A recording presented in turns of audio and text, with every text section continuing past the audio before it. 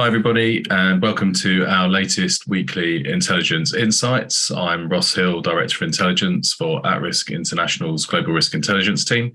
With me today, I have Roman Fisher and Cooper McGill, two of the Intel analysts on the team. And then first off, we are going to take you through the latest update for Ukraine. We haven't updated for 2 or 3 weeks on this, but Russia announced today an increase in military activity across all operational areas. And that came after a series of rocket attacks in Dnipro, which is Ukraine's fourth largest city. Russia said it would actually prioritize targeting Ukraine's long-range missile systems and its artillery weapons.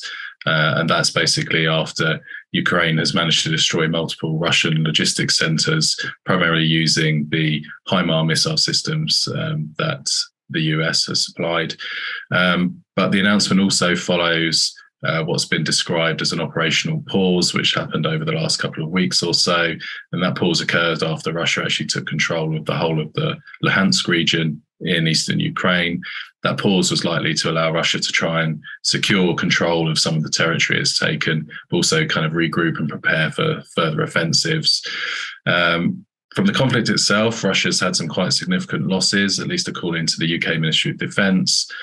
They report that Russia has lost around 50,000 soldiers killed or wounded.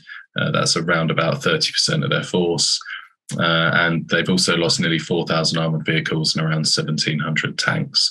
Russia are actually reportedly now using private military contractor Wagner to reinforce its front lines. So overall, we are likely to see an increase in fighting again in the coming weeks.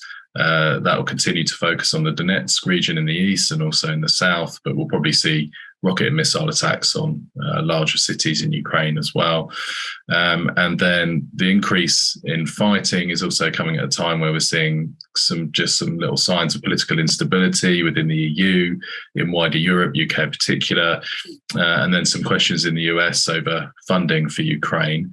And so it's not just becoming a war of attrition in a kinetic sense between Ukraine and Russia, also now, somewhat a war of attrition in a political sense, with the likely need to kind of fund and support Ukraine for a prolonged period. So, that's our continued scenario is a prolonged conflict.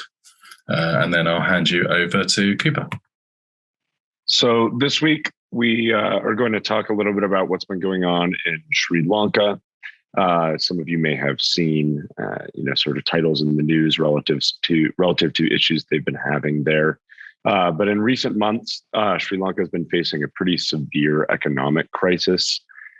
They've had difficulty covering the cost of imports, so things like food and fuel, as well as medicine, pretty important imports. Because of those difficulties, they are facing pretty severe price increases for those goods as well.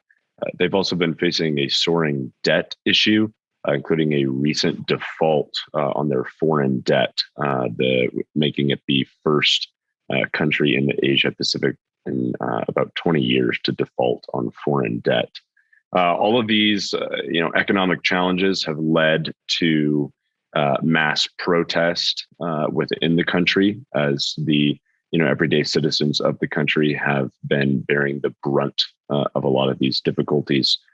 So mass social unrest has occurred as a result.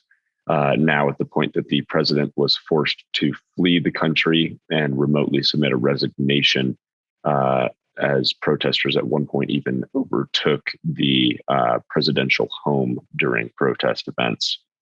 The managing director of the International Monetary Fund, Kristalina Georgieva, mentioned that Sri Lanka should serve as a warning sign for countries facing similar issues, in particular facing very high levels of debt and foreign debt. Developing nations, have been hit particularly hard by a lot of the global economic challenges that much of the world has been facing, including rising inflation, interest rate hikes, depreciating currencies, etc.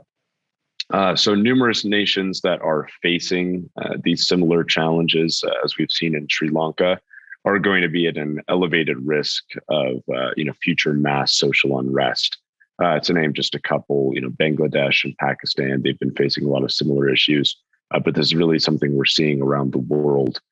So monitoring these nations, monitoring their economic difficulties and possible social unrest that may arise from them is something we're going to be definitely doing moving forward. I will pass it over now to Roman Fisher. Thanks, Cooper. Starbucks announced that it will be closing 6 stores in the LA area due to crime and safety issues. In a letter sent to Starbucks partners, the company highlighted several current challenges facing employees and owners, including personal safety, racism, lack of access to healthcare, a growing mental health crisis, and rising drug use. Starbucks also announced the closing of 16 stores nationwide for similar reasons, including stores in Seattle, Philadelphia, Washington, D.C., and Portland. There's currently a growing trend of businesses closing, some of which stating that crime and safety issues are the reason. For example, Walgreens has closed 22 locations, mostly in San Francisco, in the past 5 years. The company has cited organized retail crime for the closings. The U.S. Chamber of Commerce released a report in May stating that the retail industry is now faced with large-scale theft and looting, much of which is stemming from organized crime. This coming after the industry is already struggling from the impacts of the pandemic, labor shortages, and supply chain problems. The report claims that retail theft is becoming a national crisis. And finally, according to research published in the May 2022 issue of the Journal of Urban Economics, consumers take crime rates into consideration when deciding whether to visit a business. The research also concluded that the perception of violence and the risk of victimization can scare off customers. That is what we have for you this week. Thank you for tuning in, and we hope you will join us again next week.